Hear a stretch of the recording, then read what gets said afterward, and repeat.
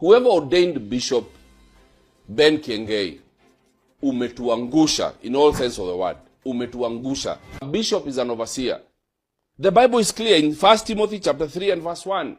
And let me read it out, just in case you've forgotten. Here is a trustworthy saying, whoever aspires to be an overseer desires a noble task. Now the overseer is to be above reproach, faithful to his wife, temperate, self-control, respectable, hospitable, able to teach, not given to drunkenness, not violent but gentle, not quarrelsome, and not a lover of money. He must manage his family well and see that his children obey him, and he must do so in a manner worthy of full respect.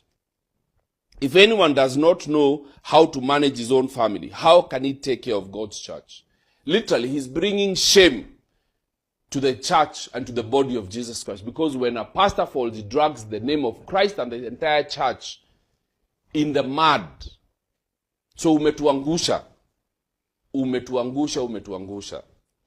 Because this is some of the reasons why even the government wants to regulate over the church of Jesus Christ, because we are unable to regulate our own. I am saddened at the things that are coming out.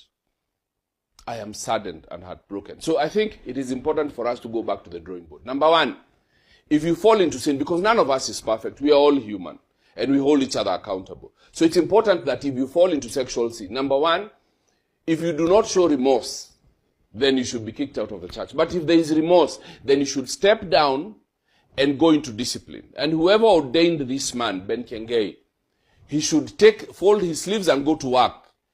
Take this man, your disciple, and disciple him.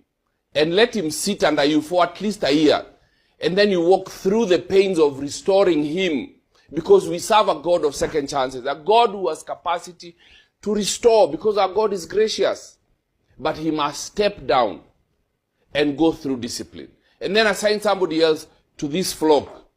Because the church is also hurting.